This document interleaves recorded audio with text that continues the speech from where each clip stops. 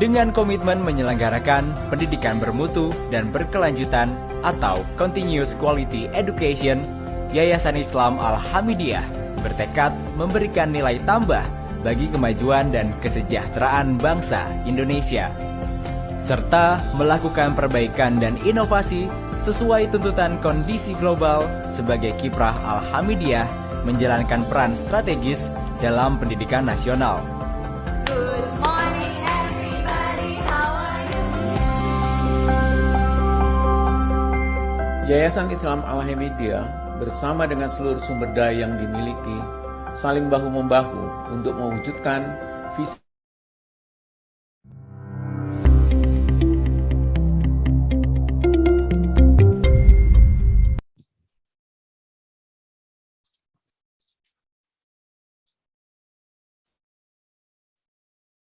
Bismillahirrahmanirrahim. Assalamualaikum warahmatullahi wabarakatuh. Waalaikumsalam warahmatullahi wabarakatuh. Apakah suara saya bisa didengar dengan baik? Terdengar, Kiai? Ya. Ini agak hujan besar ya di sini. Iya. Bismillahirrahmanirrahim. Allahumma shalli wa sallim ala sayyidina Muhammad wa ala ali sayyidina Muhammad. Kita baca sholawatan dulu seperti biasa sambil menunggu yang lain. Sholawatan dan yahfalinnya. Maulaya sholli wa sallim daiman abada ala habibika khairil khalqi kullihim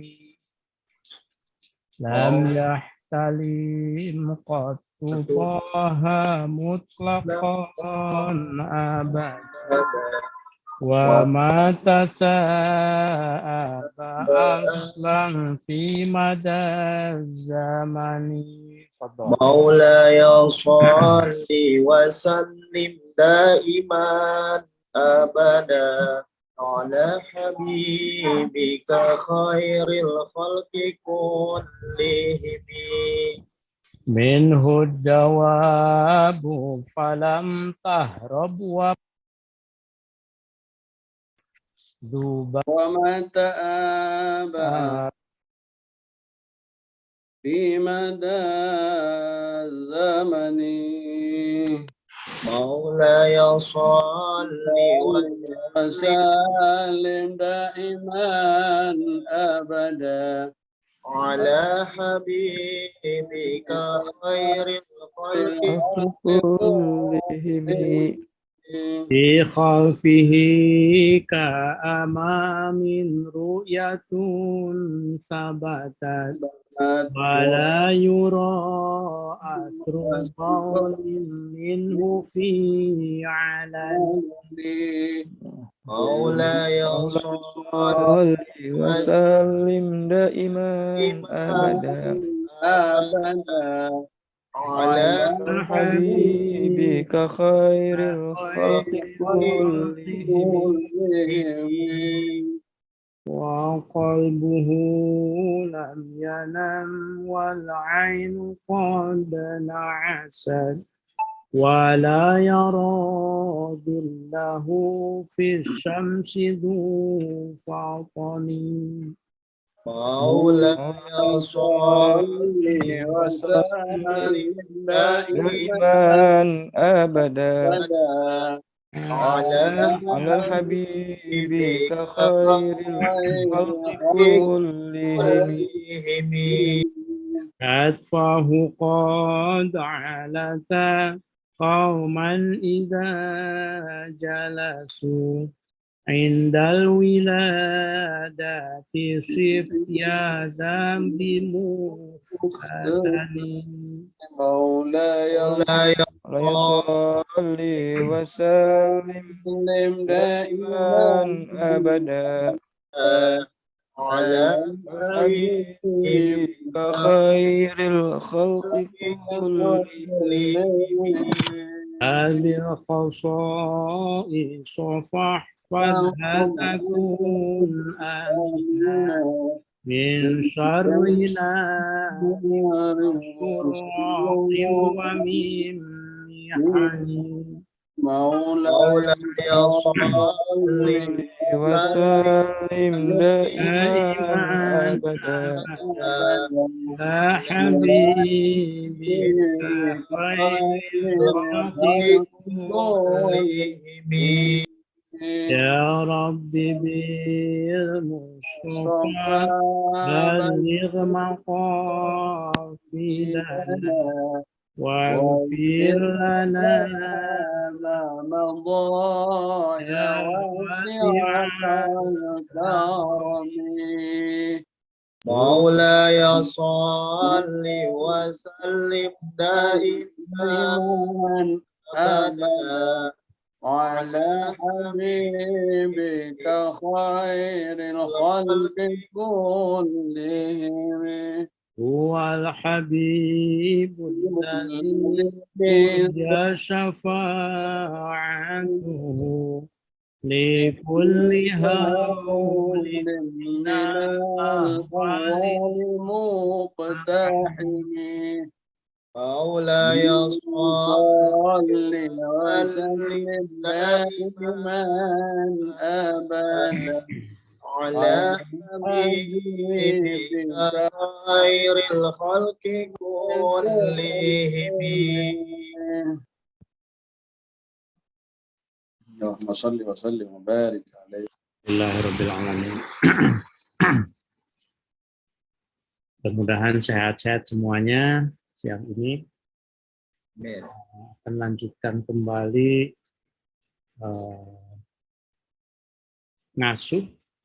ngaji bersama pengasuh episode yang ke-10 ya pada hari ini.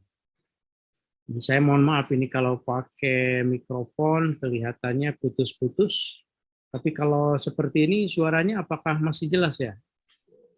Terdengar Kiai? Jelas. Cukup jelas ya.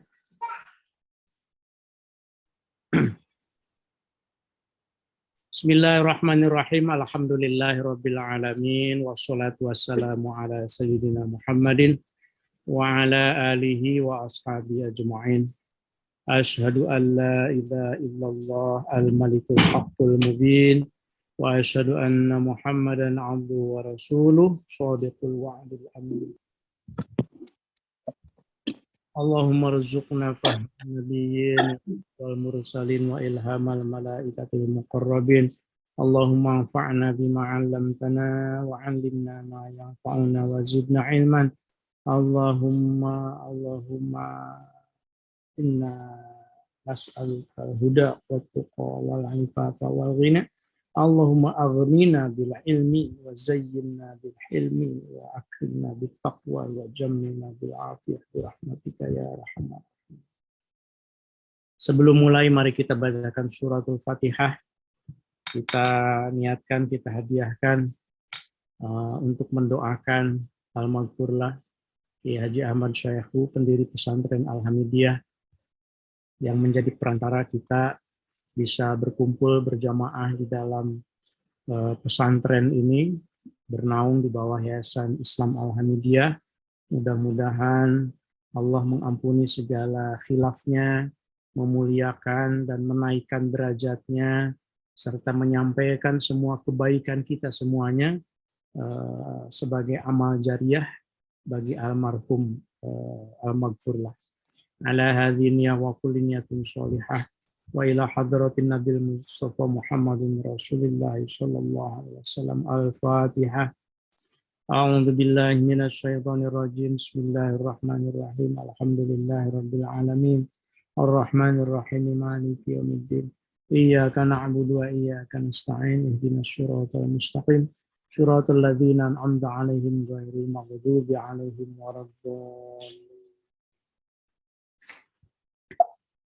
Al-Fatihah yang kedua, mari kita niatkan untuk mendoakan pengarang dari kitab yang kita kaji, kitab Bidayatul Hidayah, karangan Hujjatul Islam Abi Hamid Al-Ghazali, nafa'anallahu ta'ala bihi wa bi'ulumi, dan karangan Maraqil Ubudiyah sebagai komentarnya, syarahnya, karangan Al-Alim Al-Fadil Syekh Muhammad Nawawi Al-Jawi Al-Bantani.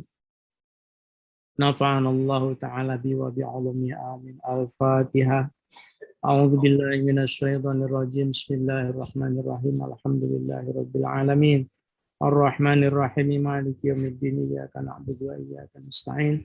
Ihdinas siratal mustaqim. Siratal ladzina an'amta 'alaihim ghairil maghdubi 'alaihim waladdallin.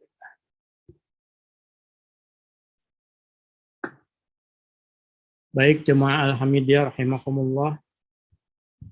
Mari kita lanjutkan membaca lagi kitab Bidayatul Hidayah. Alhamdulillah, terima kasih buat jemaah semuanya yang istiqomah hadir. Saya senang sekali melihat wajah-wajahnya segar walaupun di siang hari. Kemarin saya mencari-cari Pak Yatno kayaknya, tapi sekarang ada ya, alhamdulillah. Pak Oki kemarin saya. Oki ada nggak Pak Oki? Alhamdulillah ya. Baik. Kudsiah ada, Bu Kudsiah. Ya Pak. Bu Kudsiah ya. Ya tadi paling awal saya lihat itu masuknya. Bu Kudsiah. Wah kalau saya absen satu-satu nanti ngajinya nggak jadi-jadi nih. Tapi alhamdulillah senang sekali ya.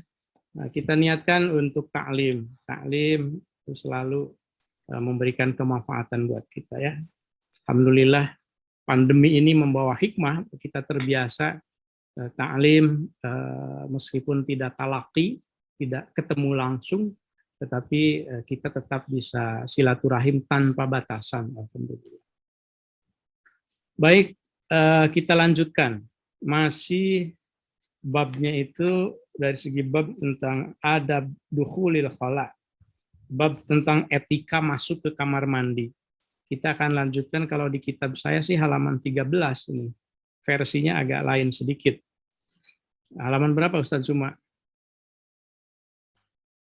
Saya juga pakai versi yang lama nih jadi. Nah, jadi sekarang kita akan masuk Pak. Kemarin itu terakhir Halaman 12. Oh, 12. kalimat terakhirnya apa kemarin? Ma taqaddama min zambi. La. Sampai minar risyashi. Sampai situ ya. Ya. Ihtirazan wala fil hajar wahdar al ardo. Ya. Saya ulang sedikit saja. Bismillahirrahmanirrahim. Wahdar al ardo asulbah. Kemarin itu ada situ. Wahdar dan hendaklah engkau menghindari al ardo tanah asulbata yang keras. Maksudnya ini ketika buang air kecil dan buang air besar sebetulnya. Jadi jangan, katanya wahdar dan hindarilah olehmu al ardo bumi atau tanah asulbata yang keras. Teas kalau bahasa Sundanya mah. Kenapa? Li'alla yusibaka rosyasul kharij, supaya air air kencingnya atau kotorannya yang kita keluarkan itu tidak memantul ke kita. Li'alla yusibaka rosyasul kharij, sesuatu yang keluarnya supaya tidak mantul ke badan kita, karena itu jadi najis. Ini di dalam fikih, di dalam tasawuf itu kebersihan dari buang air kecil khususnya ya itu sangat diperhatikan. Sangat diperhatikan. Wa muhibbar rih katanya. Juga hindari buang air itu baik kecil maupun besar. Wa muhibbar rih. Hindari melawan angin. Maksudnya hindari menghadap arah yang melawan angin. Yang arah angin maksudnya. Fala tastaqbilhu. Karena nanti angin akan meniup air kencing kita, kemudian kena ke badan kita, kena ke baju kita, satu tetes saja itu menyebabkan tidak sah sholatnya. Kalau sholat tidak sah, ya ibadah kita tidak sah. Ihtirozan, karena menjaga minar rosyashi, dari percikan, dari cipratan. Liqaulihi, karena ada sabda Rasul Shallallahu Alaihi Wasallam. Mengapa sih kok Islam sangat wanti-wanti supaya percikan dari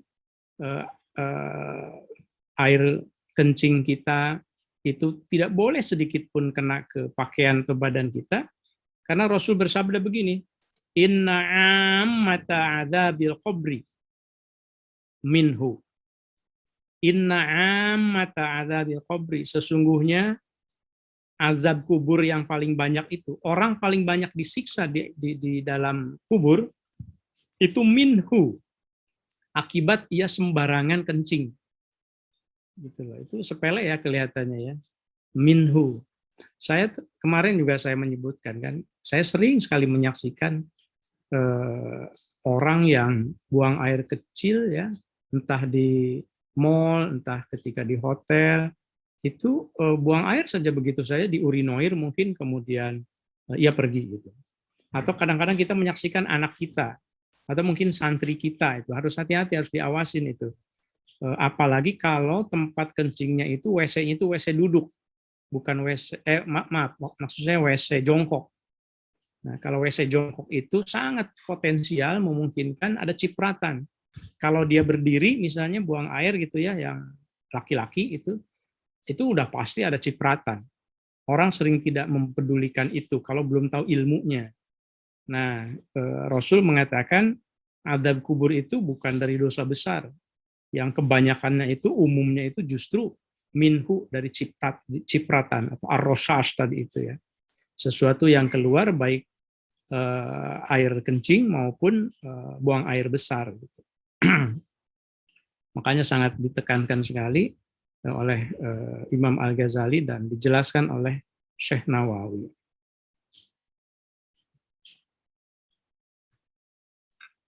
Kemudian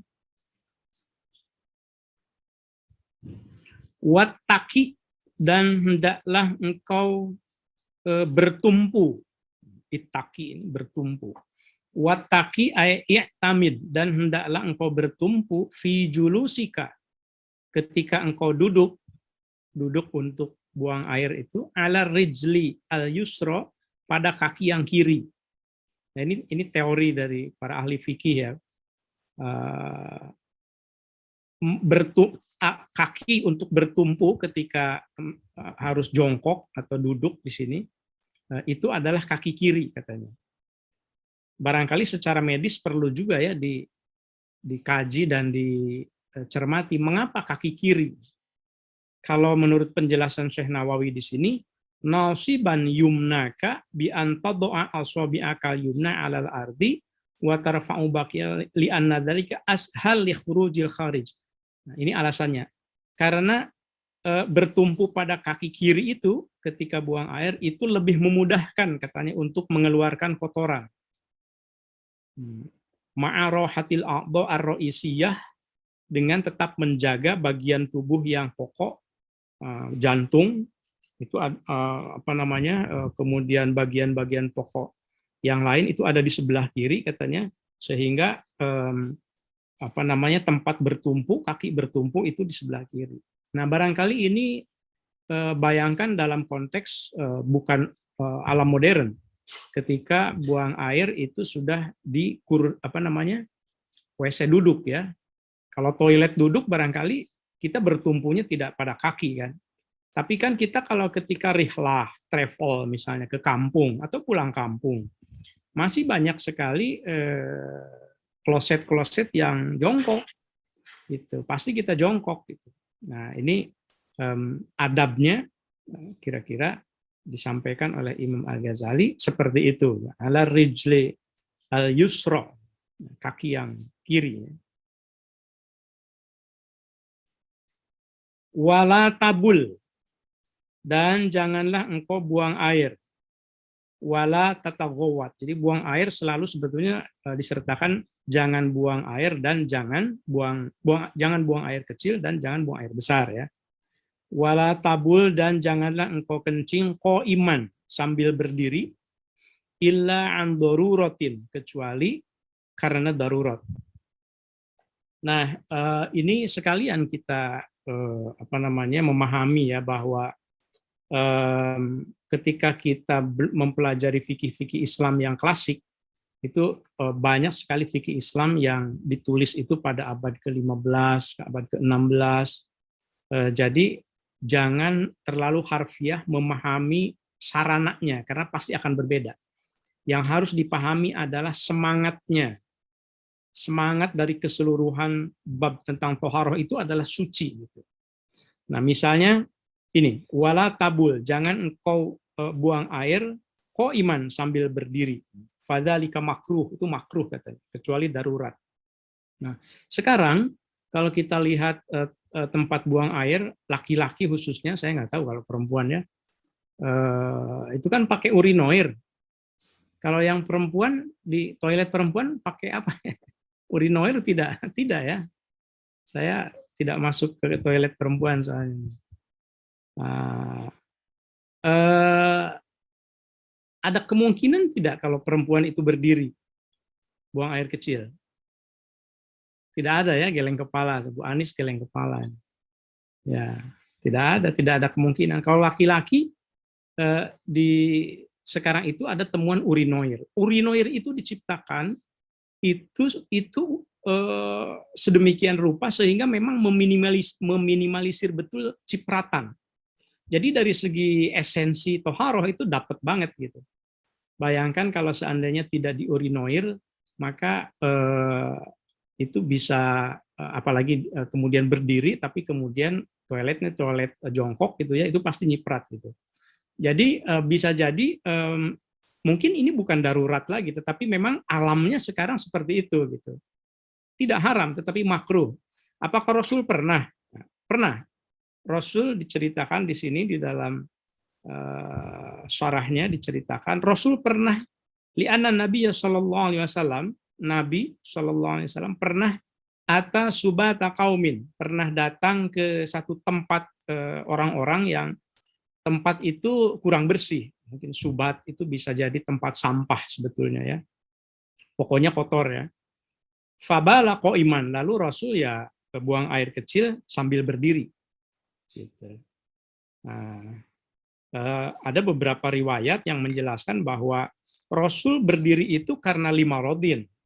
Menurut satu riwayat bukan karena datang ke satu tempat yang kurang kondusif, tapi limarodin karena sakit. Mana'ahu minal qu'udi, yang tidak memungkinkan Rasul untuk duduk. Kan ada kan penyakit yang kalau orang duduk itu malah makin sakit sehingga berdiri, kan ada. Apakah encok, mungkin pinggangnya, atau bagaimana. Ada lagi riwayat yang menjelaskan karena Rasul itu buang air kecil sambil berdiri, li'annahu istasfa bidzalika, sedang berobat, jadi sedang melakukan terapi. Jadi Rasul itu melakukan terapi dengan cara buang airnya berdiri. Gitu. Menurut satu riwayat, mengapa min waja'is solbi? Karena ada sakit tulang belakang. Jadi itu bisa menyembuhkan menurut adat orang Arab tentu saja ya pada masa itu. Karena buang air sambil berdiri bagi orang Arab itu yastasfuna. Mereka itu salah satu cara mereka melakukan terapi. Saya nggak tahu Kiai Johari ada nggak di sini? Atau Kiai Rosid? Oh Kiai Rosid kan pernah di Irak tuh. Apa betul orang Arab kencing berdiri itu terapi? Kiai Rosid gimana? Ada info nggak? Belum ada info. Belum ada info. Belum melihat ya. Belum melihat. Ya, mungkin itu karena abad ke-20. Ini kan abad lama ya. Ustadz Munim mungkin Ustadz Munim. Atau Ustadz Yunus juga kan ya. Ada nggak Yunus ya? Atau mungkin yang lain, ibu bapak yang lain pernah di Arab barangkali mengetahui. Mereka yastasfuna bil baul qiyaman. Itu menurut satu riwayat. Ini keragaman tafsir ini penting ya untuk kita lihat konteksnya. Ada lagi riwayat yang mengatakan bahwa mengapa Rasul melakukan itu, kencing sambil berdiri itu, lam yatamakkan minal qu'udi fi dalikal makan, karena tidak memungkinkan untuk duduk di tempat itu likasratin najasah, karena banyaknya najis gitu. Jadi semangatnya itu sekali lagi karena mana yang paling suci. Ya kalau sekarang apa boleh buat buang air kecil itu di urinoir ya untuk laki-laki, dan itu lebih suci, ya berarti itu yang dilakukan. Tidak haram. Tapi kalau memungkinkan, akan lebih baik kalau seandainya duduk. Kalau memungkinkan. Kan ada juga biasanya di ruangan-ruangannya kloset yang duduknya, apalagi yang modelnya itu model, saya menyebutnya model Jepang ya. Model Jepang itu begitu duduk itu nyiramnya itu dengan yang ini ada ininya, tuasnya kemudian keluar air dari bawah. Jadi bukan dengan yang dipegang itu shower, bukan dengan shower modelnya. Nah, itu lebih aman lagi. Dari segi kebersihan tuh Jepang tuh kita harus banyak belajar dari Jepang saya kira ya, termasuk model klosetnya itu. Kalau di Jepang ketika kita duduk itu kiri kanan tuh ada tombol-tombol.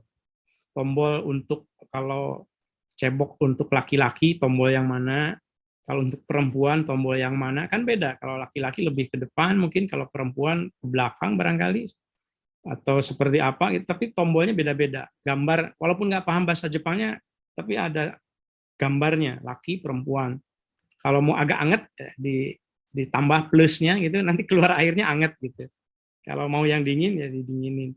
Kalau mesinnya lama banget, sakit perut, pencet gambar musik, itu dengerin musik, gitu. Itu luar biasa itu, di Jepang itu. Mudah-mudahan malam ini saya bisa berangkat lagi nih. Masih berharap-harap cemas nih ya.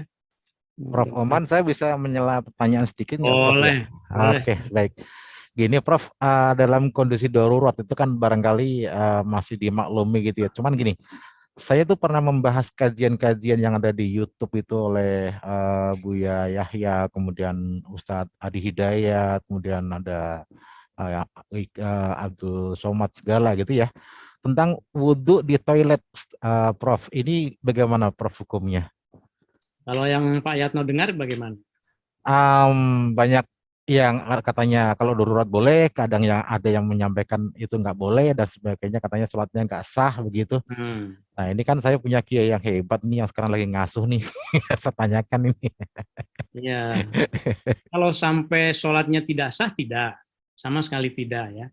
Itu tidak menjadi syarat sahnya sholat. Wudhu di mana itu ya? Nanti setelah bab ini kita akan masuk pada bab wudhu. Kalau tidak salah, ya babu adabil wudhu itu barangkali bisa mungkin di ngasuh yang berikutnya ya gitu. Ada di situ dijelaskan. Tapi secara sekilas barangkali begini. Sekali lagi memang yang utamanya seperti yang di pertemuan pertama sebelumnya kita sudah bahas, dan ada pertanyaan waktu itu ya, hanya saja karena banjir jadi saya tidak sempat singgung. Memang kalau di kloset ya, di kloset, di tempat baul dan ghaid itu membawa nama Allah, menyebut nama Allah itu tidak boleh. Nah, sekarang bagaimana kalau tempat ghaid itu, tempat baul itu, tempat kencing itu kemudian ada di sebuah kamar, dan kemudian di kamar itu ada keran gitu untuk wudhu gitu. Nah, saya sendiri kalau seandainya memang tempatnya dikondisikan seperti itu dan memang adanya seperti itu, ya tidak apa-apa ya. Nah, asalkan jangan sedang di kloset tapi subhanallah misalnya di klosetnya gitu ya. Nah, sekarang kamar mandi kita banyak yang seperti itu gitu. Nah, tetapi kalau misalnya menemukan tempat yang ideal, ya itu lebih baik tentu saja yang ideal ya, terpisah. Bahkan kan kemarin kita jelaskan juga bahwa dulu itu tempat buang air dengan tempat cucinya saja itu berbeda sebetulnya. Nah, tapi sekarang kan umumnya itu di satu tempat. Gitu. Saya kira gitu ya Pak Yatno. Intinya itu yasir wala tu'asir sebetulnya. Permudahlah, jangan mempersulit sendiri. Jangan kita itu terlalu banyak ragu, tanpa ilmu ragunya jadi menduga-duga, tetapi kemudian ibadah kita itu tidak jadi-jadi. Saya kemarin itu, siapa ya, Ki Rosid, itu ada santri yang wudhu itu 10 kali. Aduh, saya dia was-was terus. Wudhu udah selesai, wudhu di tempat wudhu biasa, kemudian begitu mau sholat, kita udah qomat gitu, ia merasa batal, wudhu lagi. Sampai 10 kali, bolak-balik. Kelas 12 kemarin, ya. Saya lupa namanya. Nah, itu sebetulnya satu yuwaswis tersendiri, tawassus. Kan setan itu kan alladzi waswis fi sudurin nas, membuat kita ragu. Da' ma yaribuk ila ma la yaribuk. Tinggalkan yang ragu-ragu menuju yang tidak ragu-ragu. Saya kira gitu Pak Yatno ya. Mudah-mudahan nanti kita ketemu Pak Yatno itu orang yang bisa meneropong ke depan. Biasanya pertanyaannya itu tiba-tiba ada di halaman berapa nanti. Itu kebetulan aja, Prof. Nah, itu kadang ini ada yang menyarankan daripada seperti itu kita tidak mengambil sisi daruratnya, itu malah katanya disarankan tayamum. Nah, ini gimana, Prof? Yang lebih baik yang mana ini? Kalau ada air, tayamum tidak boleh. Nah, itu. Ya. Adanya di toilet sebaiknya berarti wudhu di toilet nggak apa-apa gitu ya? Iya. Oh iya, baik-baik. Terima kasih. Saya udah mantap kalau Prof udah bilang begitu. Ya. Ada alasan. Ya. Baik. Terima kasih. Jadi Ibu Bapak nggak apa-apa kalau mau nyela sedikit supaya tidak ngantuk ya. Kemudian wajma dan himpunlah olehmu, kumpulkan olehmu wajma filistinjai ketika istinja. Istinja itu bersih-bersih dari buang air kecil ataupun buang air besar. Apa yang dihimpun? Bayna isti'malil hajari, antara menggunakan batu, wal ma'i, dan air. Nah, kemarin kita sudah jelaskan bahwa salah satu alat untuk bersih-bersih selain air adalah batu. Batu pada zaman dulu, kiasnya adalah sesuatu yang kasar. Sesuatu yang bisa membersihkan. Berarti tisu kan? Jadi siapkan dan pakailah tisu dan air ketika istinja. Ini menurut yang pertama ya. Mana yang didahulukannya? Bitaqdimil hajari. Tisunya terlebih dahulu, kemudian setelah itu air digunakan gitu ya. Itu yang lebih afdol, wa huwa afdol. Nah, kalau bisa dua-duanya. Jadi pakai tisu kemudian pakai air gitu. Tujuannya untuk apa? Liyajtaniba massan najasah liizalati ainiha, supaya kita sama sekali tangan kita tidak menyentuh najis. Jadi sebelum air tisu dulu begitu ya. Lalu kalau seandainya saya memang tidak akan menggunakan dua-duanya, saya salah satu saja. Mana yang lebih utama? Fa idza aradta, maka apabila engkau bermaksud al-iqtisara untuk memilih, meringkas, repot kalau dua-duanya, dan memang tidak ada, misalnya, mana yang kita pilih? Faida arodta, maka kalau engkau memilih al-iqtisara untuk meringkas ala ahadihi masalah satu di antara batu atau tisu dan air, falma'u, maka air afdolu, itu lebih utama. Gitu. Jadi air itu selalu lebih utama untuk toharo, termasuk tadi kalau wudhu ya. Kalau kita udah tayamum, tapi begitu mau sholat ada air, batal tayamumnya. Harus wudhu. Karena tayamum itu betul-betul ganti ya. Ketika tidak memungkinkan. Konteks atau kalimat tidak memungkinkan itu juga bisa macam-macam ya. Bisa jadi konteksnya di pesawat misalnya, atau di kereta. Itu bisa tayamum, tidak apa-apa sebetulnya. Ketika air tidak memungkinkan, airnya habis, atau rasanya ini keretanya kelas ekonomi, ini banyak najis nih, misalnya di kamar mandinya, sehingga airnya juga kecil, gimana gitu. Ya, maka bisa tayamum. Tayamum itu bisa ke kursi, bisa. Itu pada dasarnya fikih itu kalau tahu ilmunya sangat mudah. Nah, kalau yang tidak tahu ilmunya ya tidak sholat biasanya. Jadi kalau ingin memilih salah satunya, air itu lebih utama. Karena najis itu biasanya itu hilangnya itu dengan air ya, tidak dengan tisu. Kalau dengan tisu, dengan batu, itu pasti ada bekasnya. Wa ini tasorta, dan kalau engkau ingin memilih alal hajari, batu atau tisu, saya kayaknya airnya nggak memungkinkan ini. Ada air tapi sedikit, dan bahkan ada yang lebih membutuhkan untuk minum misalnya. Kalau ada orang itu tidak minum air, mati orang itu. Padahal saya harus sholat. Nah, maka yang harus kita pilih adalah berikan air itu untuk minum. Jangan egois untuk sholat. Kemanusiaan itu di atas keberagamaan.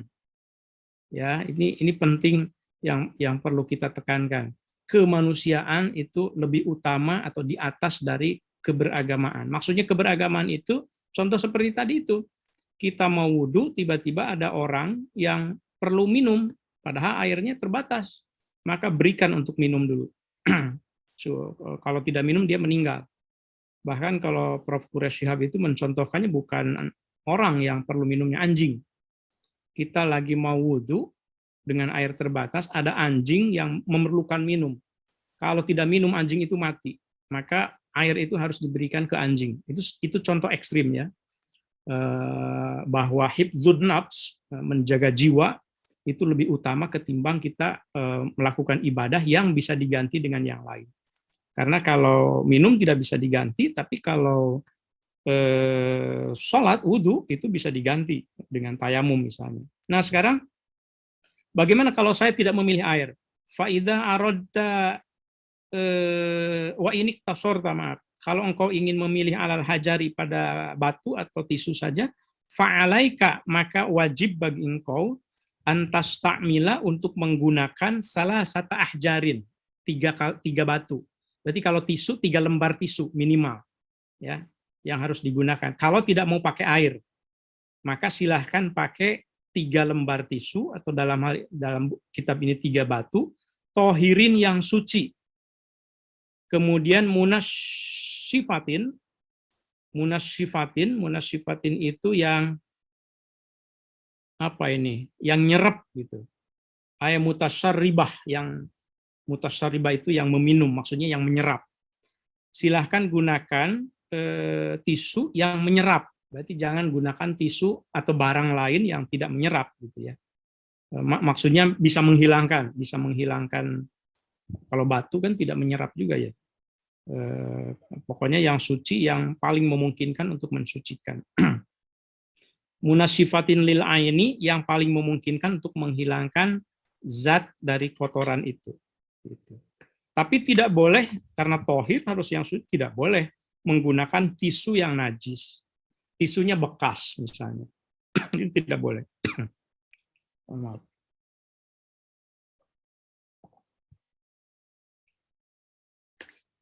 Wala ma fihi rutubah, juga jangan menggunakan tisu yang basah-basah. Nah, ini kadang-kadang kita salah paham nih, kita malah pakai tisu yang basah. Tisu yang basah nanti kalau buat ininya menghilangkan baunya terakhir barangkali. Tapi kalau untuk menghilangkan air kencingnya atau kotorannya ya, buang air besar itu la ma fihi rutubah, jangan yang basah-basah. Juga jangan yang licin.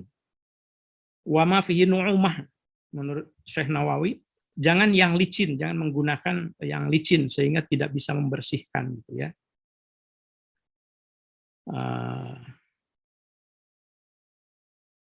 Gunakan 3 batu yang suci yang menyerap. Tamsahu biha mahallan najwi. Tamsahu, engkau mengusap, engkau usapkan biha dengan tisu itu, dengan batu atau tisu itu yang tadi yang 3 itu, diusapkan mahalan najwi, ke tempat keluarnya kotoran. Jadi tisu itu bukan digunakan untuk pinggir-pinggirnya, tapi tempat lubang keluarnya, ya, al-khar'i, tempat keluarnya, karena disitulah tempat yang wajib untuk dihilangkan kotorannya. Bihaitsu la tantaqilu, sekira supaya tidak berpindah, tidak berbelepotan apa an-najasatu najisnya, an maudhi'ihnya, dari tempat keluarnya. Ya, dilokalisir gitu kotorannya supaya tidak berceceran kemana-mana. Wa kadzalika, dan demikian pula, tamsahu, engkau usapkan al-qadiba.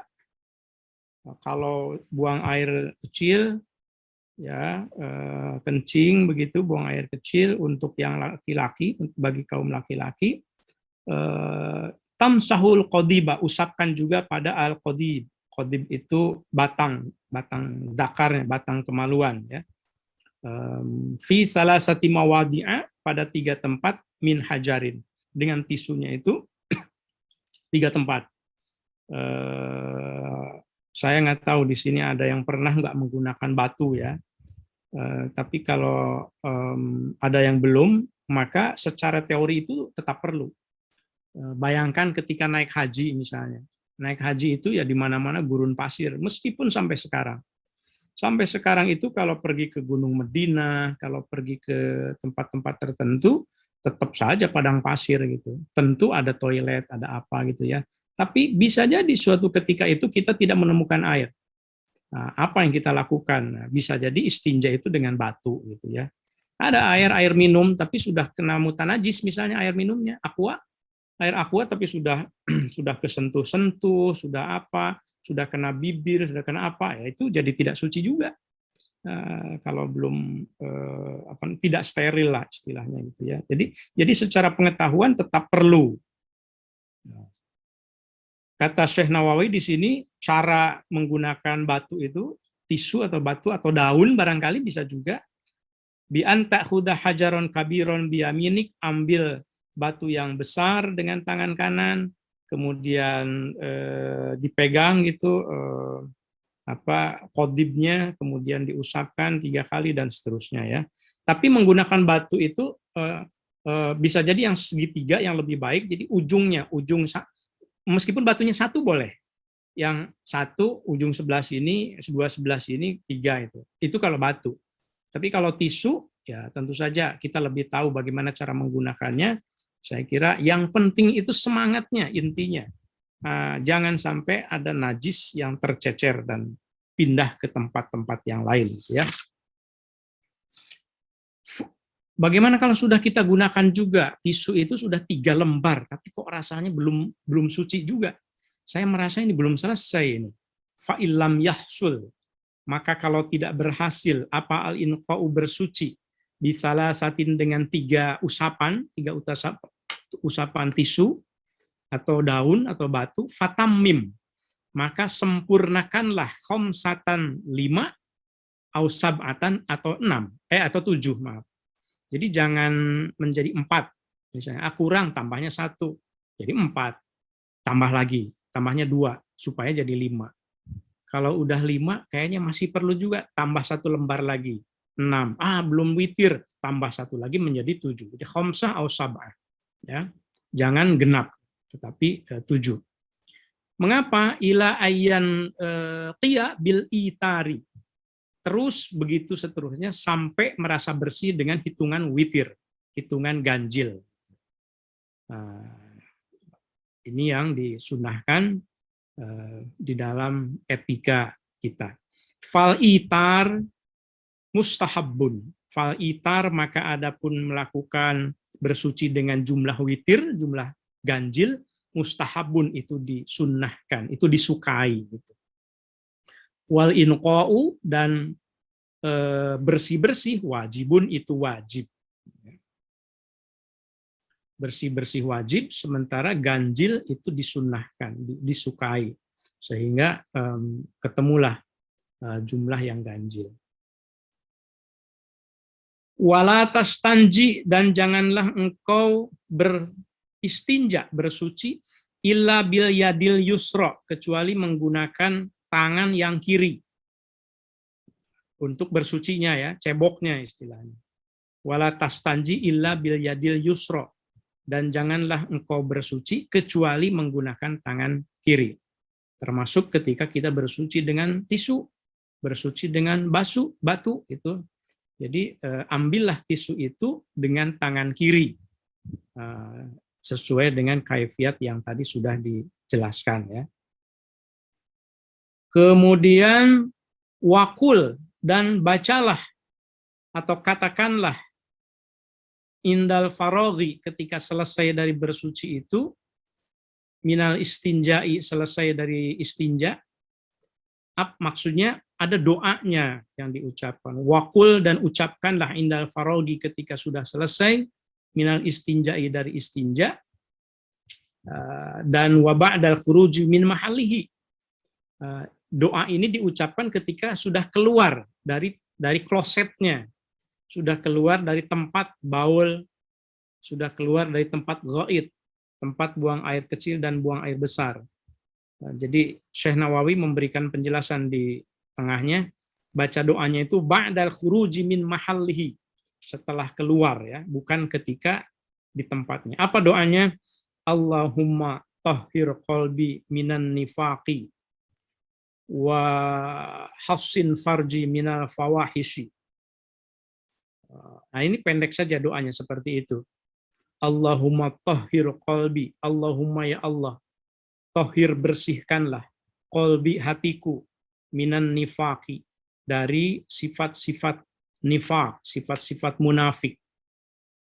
Munafik itu sifat-sifat yang merusak. Wahassin, dan jagalah ya Allah farji, kemaluanku, minal fawahishi, dari berbagai keburukan. Selalu ada doanya. Makanya kalau bagi umat muslim, aktivitas mulai dari A sampai Z itu selalu ada doanya. Ini doa setelah selesai istinja juga demikian. Allahumma tahhir qalbi minan nifaqi, yang sifatnya batin, kemudian wahassin farji minal fawahishi. Barangkali kita baca 3 kali doanya, baik juga supaya sama-sama kita hafalkan ya. Boleh ikuti bacaan saya. Bismillahirrahmanirrahim. Allahumma tahhir qalbi minan nifaqi wa hassin farji minal fawahishi. Allahumma tahhir qalbi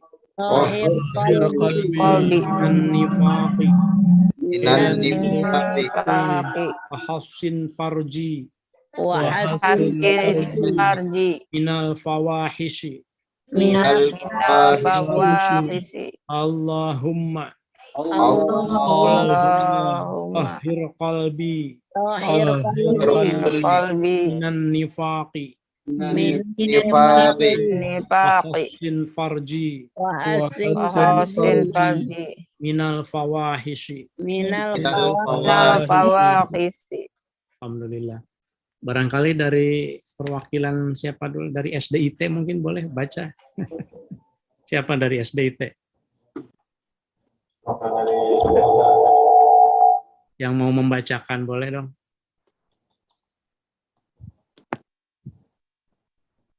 Oh, tadi ya, Ustaz ya.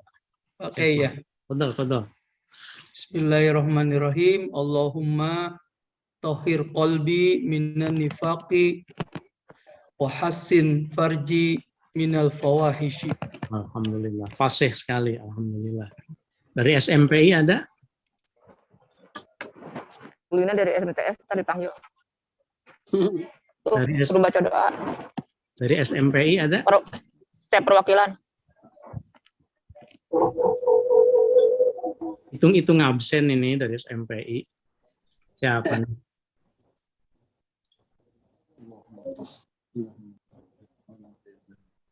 Wah, tidak ada ya. Dari MTS siapa Pak Yatno yang mau ditunjuk?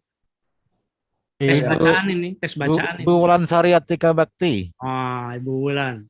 Mangga Ibu Wulan.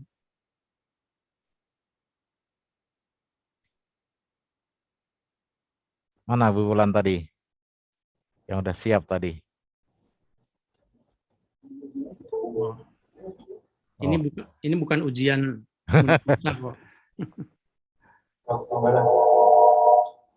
Berarti yang lain, Bu. Pak. Ya, Bu Lina Tresnaningrum. Tutup juga kameranya. Yang buka kamera Bu Nur Syamsiah ada? Nur Syamsiah sedang melatih MC untuk kaflah. Oh ya sudah. Pak Sa'aman, Ustadz Sa'aman.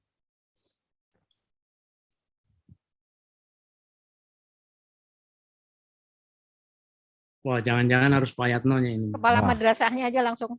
Ya. Nanti aja. Anak buahnya masih banyak ini. Ayo, Pak Yatno ada kalau begitu. Mr. Saman, ayo dipersilakan dulu. Ini nanti kalau ada bacanya yang belum fase, maksudnya mau ikut ini pelatihan bil kolam. Bil kolam ya. Saya udah daftar itu, Prof. Ah, Lewat Ustadz Suma itu nama saya paling bawah. Alhamdulillah. Ya udah silakan Pak Yatno. Tadi mana tadi yang bulan Sari bisa Bu Wulan Sari. Ya, oke, silakan.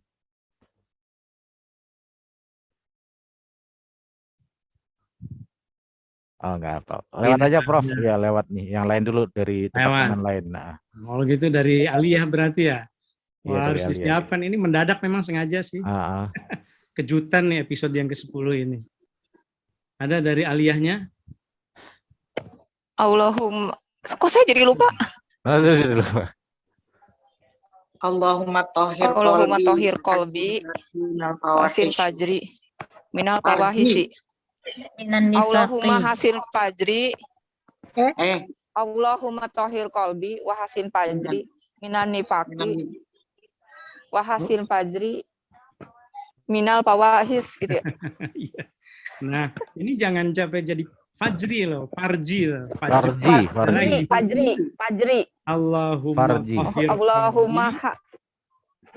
Allahumma tohir qalbi minan nifaqi wa hasin farji minal fawahisi.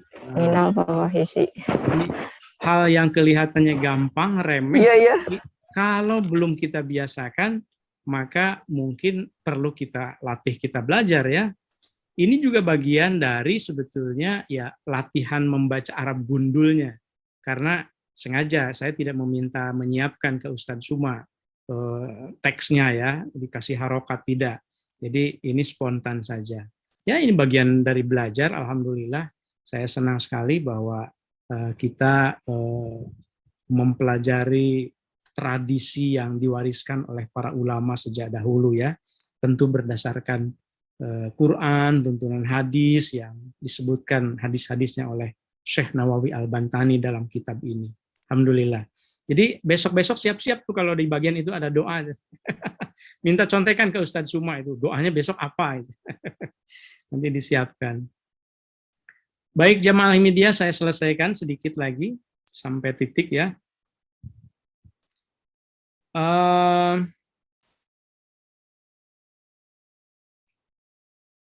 Mana tadi? Oh ya, dalam doa yang tadi saya ingin membacakan beberapa penjelasan dari Syekh Nawawi.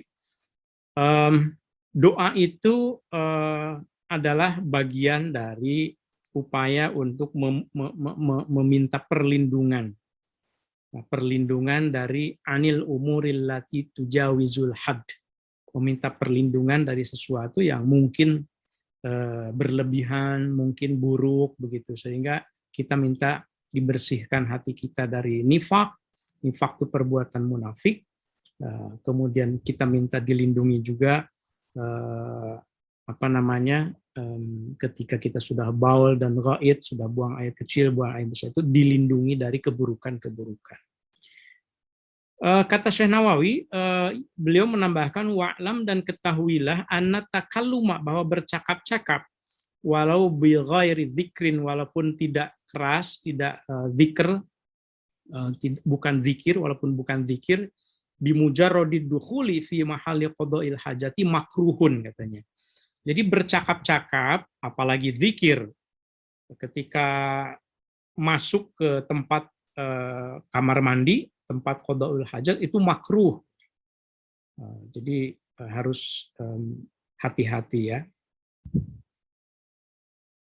Saya lanjutkan wadluk di bagian matanya yang terakhir, wadluk dan putarlah atau ya mungkin gosoklah begitu ya, yadaka tanganmu ba'da tamamil istinja'i, setelah selesai istinja, bil ardi dengan tanah, au bihaitin atau dengan tembok. Kalau seandainya situasinya memang seperti zaman dahulu begitu ya. Intinya itu adalah sebetulnya bersihkanlah tanganmu itu setelah istinja dengan sesuatu yang bisa membersihkan. Dulu yang bisa membersihkan itu jidar. Jidar itu tembok, ke tembok dulu ya. Maksudnya untuk menghilangkan baunya itu loh. Kan sekarang nggak mungkin ke tembok gitu. Jadi jangan dipahami harfiahnya, tetapi dipahami maknanya gitu. Maknanya itu adalah selesai istinja kita harus membersihkan tangan dari baunya. Kalau sekarang barangkali entah dengan sabun atau mungkin setelah sabun juga kita dikeringkan kan, dengan sekarang sudah listrik juga kan dryernya ya. Itu bagian dari pengetahuan inovatif yang diciptakan oleh manusia untuk menciptakan kebersihan. Jadi kebersihan ini sesuatu yang dibutuhkan oleh siapapun dari zaman ke zaman. Hanya bentuknya yang berbeda-beda. Alhamdulillah kita bersyukur sekali. Kemarin ketika saya membaca testimoni dari salah seorang jemaah Ittihadul Mubalighin ya, yang dikirim oleh Kiai Rosyid, itu senang sekali mendengarnya bahwa mereka yang berkunjung ke Al-Hamidiyah itu punya kesan yang luar biasa. Ia mengungkapkan, meskipun tentu kan hanya sehari, hanya sekilas ya, terkesan dengan kebersihannya, katanya seperti masuk ke hotel, juga kita ramah, melayani. Ini harus kita pertahankan, jangan hanya kelihatan kulitnya saja, tapi betul-betul harus ditunjukkan bahwa memang kita seperti itu sepanjang waktu begitu. Makanya kebersihan di asrama, di lingkungan asrama, ini menjadi kebutuhan kita untuk terus-menerus kita jaga. Summaghsilha, kemudian cucilah tangan itu. Nah, jadi setelah selesai dari istinja, dikeringkan, kemudian ighsilha, bersihkanlah tangan itu sampai tidak tersisa lagi baunya. Wa minal adabi, dan di antara adab, ini Syekh Nawawi menambahkan, di antara etika di kamar mandi, adamu tatwilil qu'udi, tidak memperpanjang duduk di kloset bila daruratin, tanpa darurat. Jangan betah di tempat kloset, maksudnya kecuali kalau darurat. Darurat ya kan sakit perut misalnya ya, memang aduh sakit perutnya mules, diare, ya itu pasti lama kan gitu ya. Tetapi kalau tidak, maka bagian dari adab itu juga memendekkan sebisa mungkin. Nah, saya kira demikian bab kita ini. Bab berikutnya itu babu adabil wudu, bab menjelaskan tentang wudu. Saya kira lebih baik kita tunda supaya pembahasannya tidak terputus nanti ya. Insya Allah mudah-mudahan kita lanjutkan pada Kamis yang akan datang. Demikian, Ustadz Suma, apakah ada pertanyaan atau di Zoom? Ada, tidak? Ada nih, Prof. Ini banyak pertanyaan. Banyak ya? Pertanyaan Apa nih? Pertanyaan Pak Taufik dulu, Pak Kiai. Ya, kalau ada yang mau langsung, silakan boleh raise hand juga. Silakan. Siapa? Boleh saya, Prof? Mangga. Ya, Pak Rajat silakan. Ada Rajat. Ya, ya. Ini terkait dengan tadi yang nambahan dari tentang wa'lam anna takalluma walau bi ghairi, yaitu ini berarti terkait dengan percakapan gitu, artinya kalau ditinjau dari segi kesehatan, Prof, walaupun kita ngobrol gitu karena membuka mulut itu di tempat yang kotor istilahnya gitu, itu kan dari secara kesehatan mungkin ya, Prof ya. Nah, itu kaitannya kan bagaimana dengan istilahnya ke kamar mandi pakai rokok ya, sambil ngerokok gitu loh, Prof. Gitu, itu kan katanya untuk membuang bau gitu dan lain sebagainya, itu seperti apa gambarannya? Ya, kalau di kitabnya tidak ada penjelasan bagaimana kalau di kamar mandi merokok. Nanti yang merokok nih protes nih, waduh, saya jadi nggak boleh lagi. Padahal itu kenikmatan katanya, kenikmatan banget sambil merokok. Nah, pada Rojat sekarang punya perspektif, punya tafsir. Ini tafsir namanya. Tafsir daripada Rojat adalah bahwa larangan bercakap-cakap ditafsirkan sebagai dari segi kesehatan itu bisa memungkinkan masuknya virus misalnya gitu ya. Itu tafsir. Ya silahkan apa namanya kalau memang, dan saya kira kalau bercakap-cakap berarti berdua ya di kamar mandinya gitu. Walaupun mungkin dipisah dengan tembok gitu ya. Saya dalam kitab yang lain, mungkin dalam Sulam Taufik kalau tidak salah ya, ketika di kamar mandi itu jangankan bercakap-cakap sebetulnya. Menjawab pertanyaan atau sapaan orang saja itu cukup dengan isyarat. Misalnya apa namanya, ada yang manggil kita misalnya. Pak Darajat. Nah, Pak Darajat lagi di kamar mandi. Cukup dengan ngasih isyarat bahwa ada. Itu kita belum menemukan di dalam pembahasan kita, tetapi ada dalam etika yang lain ya. Saya kira itu juga apalagi takallum ya, bercakap-cakap. Nah, kalau merokok saya tidak menjumpai penjelasannya, tapi pertimbangkan saja apakah kira-kira ada kuman itu virus tuh yang nempel tuh. Pak Yatno hati-hati, Pak Yatno masih merokok. Pas banget tuh. Sekarang enggak, Prof. Sekarang enggak. Iya. Ya. Prof, ini diatur oleh orang dewasa lah, silakan ya. Bisa menyambung ya, Prof ya? Ya. Jadi gini, ini kan pertanyaan orang awam nih, saya orang awam ya. Kita sedang di kamar mandi atau di toilet, kebetulan ada tamu datang nih. Assalamualaikum warahmatullahi wabarakatuh. Katanya hukum menjawab salam itu wajib. Kalau kita di kamar mandi, apakah kita diam saja? Itu apa mungkin kena dosanya atau kita wajib menjawab, Prof? Tidak, karena kan likuli syai'in mustasna ya, segala sesuatu itu ada pengecualian. Kalau di kamar mandi, apalagi lagi di klosetnya, pengecualian itu termasuk kan tidak membawa, tidak membaca ayat-ayat Allah gitu. Jadi ya tidak terkena dosa karena tidak menjawab ya. Bahkan memang tidak boleh menjawab.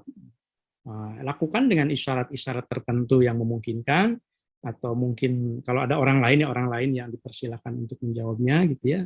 Kalau enggak ya tunggu, lalu kita percepat. Iya, ya, baik. Assalamualaikum, Profesor, boleh bertanya? Waalaikumsalam. Mangga. Siapa ini? Ya, Pak Soleh dari SMPI, Prof. Ini mohon maaf agak gelap-gelap karena membelakangi cahaya nih, Prof. Iya, silakan. Ini izin bertanya nih, Prof.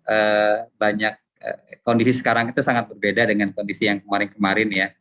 Contohnya misalkan nih, ada beberapa kasus yang kalau kita temukan kadang orang membawa telepon seluler gitu ke dalam kamar mandi, di mana telepon selulernya itu ada aplikasi Al-Quran lah gitu kan. Dan terus juga gini juga nih, Prof.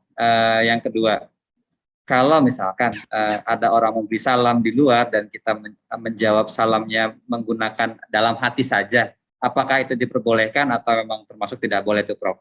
Terima kasih, Prof. Ya, terima kasih. Nah, yang terakhir dulu, bagus juga itu. Jadi menjawabnya dalam hati saja itu tidak apa-apa.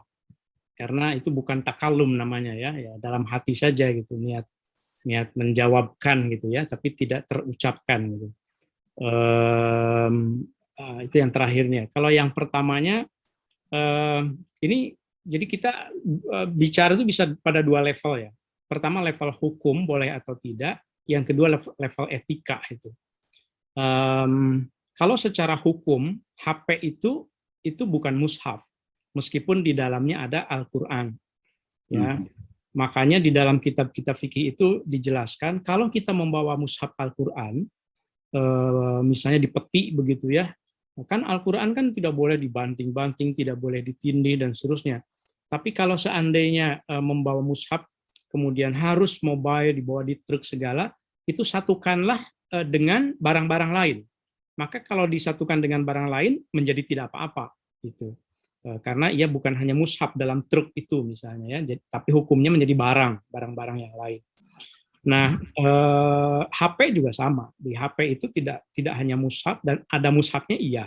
Tapi kalau mau bicara hukum ya itu bukan mushaf. Jadi yang tidak punya wudu pun boleh juga memegangnya begitu, tidak diharamkan, beda dengan memegang mushaf gitu. Nah, itu dari segi hukum. Tapi kalau dari segi etika saya kira ya tentu akan lebih baik kalau seandainya tidak dibawa ke Baitul Ma'i ini yang kita sebut sebagai Baitul Ma, tempat kita buang air kecil atau buang air besar gitu ya. Itu barangkali yang bisa saya sampaikan. Terima kasih Profesor. Sama-sama Pak Soleh, terima kasih. Wajahnya memang siluet sekali ini Pak Soleh. Iya, iya benar Pak. Benar Prof. Ini lagi mager menggeser-geser Prof. Iya. Tidak apa-apa. Oke. Masih ada yang langsung, kalau tidak kita tengok yang chat. Yang chat kali Prof ya, gantian. Coba yang chat ya. Chat ini yang paling atas dari Pak Taufik SDIT. Pak Taufik. Apakah boleh kain sudah... Tidak ada Pak Taufiknya ya? Belum tahu dari ya. Tapi apakah boleh kain sudah terkena najis lalu kering dan dipakai kembali? Gitu. Ya. Kalau sudah terkena najis harus disucikan dulu. Ya, kering itu berarti kan bukan hilang sama sekali ya. Kecuali kalau memang di alam yang tidak memungkinkan untuk dicuci secara sempurna. Misalnya di Arab itu mungkin ada kotoran unta atau apa, begitu kering banget kena sinar matahari juga hilang sama sekali, ya mungkin boleh dipakai lagi, apalagi kalau tidak tahu gitu ya. Tapi kalau kita menggunakan kain terkena najis, katakanlah air kencing gitu ya, kemudian kering, kalau belum dicuci dengan seharusnya, ya itu belum menjadi suci, saya kira ya. Harus dicuci, keringnya harus dengan air yang suci dan mensucikan. Jangan dicuci dengan air kelapa juga, karena air kelapa itu air suci tapi tidak mensucikan. Air teh itu juga suci tapi tidak mensucikan. Ada macam-macam air itu ada di bab tersendiri, ada suci mensucikan, suci tidak mensucikan, dan seterusnya. Itu Pak Taufik ya. Berikutnya. Selanjutnya Ustadz Fahmi melanjutkan, jika buang air kecil merasa sudah bersuci dengan tuntas, setelah itu ada perasaan ragu seperti ada yang keluar. Nah, itu sebaiknya gimana? Oke. Nah, ini berlaku kaidah usul fikih yang tadi. Ma yaribuka ila ma la yaribuka. Ya, tinggalkan satu keadaan yang membuat engkau ragu menuju satu keadaan, satu situasi yang kita yakin. Kalau seandainya ragu setelah buang air kecil, kemudian kita istinja, merasa sudah suci begitu, tapi begitu jalan, kok ini kayaknya ada yang keluar lagi dikit deh kayaknya, setetes gitu ya. Di selangnya itu masih ada nih, mungkin tadi kurang, anaternya kurang mungkin. Anater itu kan kemarin kan dipijit ya, jadi harus dipijit sampai keluar gitu, atau tidak berdehem misalnya, sehingga ketika jalan, kok ada yang keluar lagi, setetes kena celana itu najis, tidak bisa sholat. Kalau misalnya sifatnya ragu, yakinkan. Bagaimana cara meyakinkannya? Pertama lihat gitu kan, ada tidak basah. Kalau tidak ada, berarti yakinlah, ambil keyakinan bahwa tidak, ini hanya perasaan saya saja. Tapi kalau seandainya memang kelihatan agak basah, tapi ini basah itu dari bekas air tadi kita bersuci, atau dari air kencingnya misalnya di celana kita, di celana dalam kita itu, ambil saja misalnya yang tidak meragukan, yaitu ya sudah anggap ini kotor, kita bersuci lagi, gitu ya. Tapi saya ingin mengingatkan sekali lagi soal keraguan itu. Kalau keraguan itu terlalu dipelihara, itu bisa menjadi penyakit. Was-was terus. Sudah sholat, Allahu Akbar. Allah, sampai 3 kali. Allah. Sudah kop gitu. Bismillah. Bismillah. Terus gitu. Itu ragu terus di dalam hatinya. Sehingga, kayaknya kentut deh. Padahal nggak kentut, perasaan aja. Dia balik lagi ke kamar mandi, wudhu terus aja. Itu ada penyakit tertentu yang seperti itu harus ada treatment tersendiri memang. Ya. Bahkan gini ekstrimnya, kalau seandainya ada orang yang memang daimul hadas istilahnya. Daimul hadas itu hadas terus-terusan. Dia memang bocor kerannya, selangnya bocor dia. Memang betul-betul bukan soal ragu tidak ragu, dia memang keluar lagi. Sudah buang air kecil tapi keluar terus gitu, netesnya itu. Nah, kalau seandainya memang dia daimul hadas, maka dia segera bersuci, kemudian wudhu, kemudian sholat. Ketika sholat itu keluar lagi, kalau itu penyakit, lanjutkan saja sholatnya. Itu daimul hadas ya. Nah, nanti ada penjelasannya tersendiri soal ini mudah-mudahan. Ada lagi nih Prof. Dari Bu Nita SDIT. Ya. Assalamualaikum Pak Kiai, izin bertanya. Yang menarik dalam Islam adalah segala sesuatu sudah diatur dengan sangat sempurna, termasuk doa setelah istinja. Dalam doa tersebut, kita meminta dibersihkan dari hati yang penuh kemunafikan dan faraj dari hal-hal yang buruk. Apakah hikmah dari doa ini dan apa hubungan antara hati dan faraj? Ya, betul. Memang mengapa dalam semua aktivitas lahir kita juga meminta dibersihkan hati kita ya.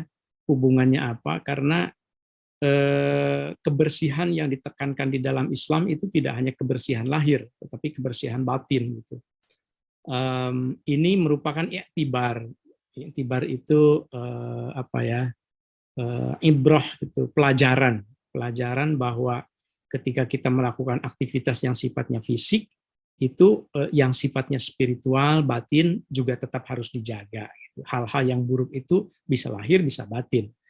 Kotoran itu kan ibarat dari keburukan yang sifatnya lahir ya, dari faraj kita, dari alat kelamin kita mengeluarkan sesuatu yang kemarin disebut sebagai sesuatu yang berlebih gitu, sesuatu yang tidak memberi manfaat ke kita. Tetapi kalau yang memberi manfaatnya kan kita berdoa juga supaya tetap kalorinya, proteinnya gitu. Nah itu kan sifatnya lahir, tetapi yang batinnya juga tetap harus dijaga. Itu mengapa minta dibersihkan dari hati. Mungkin begitu ya, keseimbangan, saya kira keseimbangan. Baik, yang di chat sudah habis. Mungkin ada Bapak Ibu yang lain yang mau menyampaikan langsung pertanyaan, silakan. Tadi silakan yang lain. Bu Ika dari SDAI. Silakan Bu Ika.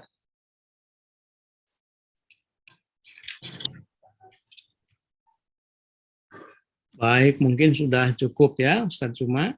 Baik. Iya, kalau memang sudah selesai, alhamdulillah. Jamaah Al-Hamidiyah rahimakumullah, kita alhamdulillah selesai melanjutkan ngasuh ngaji bersama pengasuh pada episode yang ke-10 ini. Mudah-mudahan memberi manfaat untuk kita sekalian. Saya juga tentu mohon maaf kalau seandainya apa yang saya sampaikan masih ada kurang dan masih ada yang belum memuaskan barangkali ya.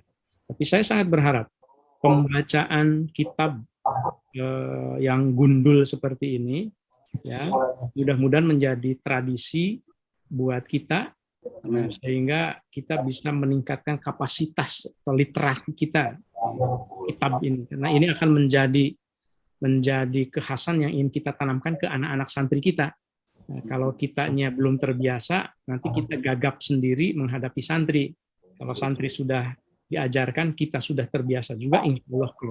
Ini yang tadi siang kita bahas sebagai ekosistem. Jadi, santri kitab itu kan argumentatif. Argumentatif itu mempelajari segala ilmu pengetahuan berdasarkan kitab. Kitab yang dapat dipercaya. Maka bagian dari keharusan adalah kita membiasakan diri juga. Mudah-mudahan bisa kita lanjutkan lagi pada Kamis yang akan datang. Terima kasih untuk pertemuan sore ini. Kita tutup dengan membaca hamdalah. Alhamdulillah. Subhanakallahumma wa bihamdika asyhadu an la ilaha illa anta astaghfiruka wa atubu ilaik. Terima kasih. Assalamualaikum warahmatullahi wabarakatuh. Waalaikumsalam warahmatullahi wabarakatuh. Hatur nuhun Pak Kiai. Terima kasih.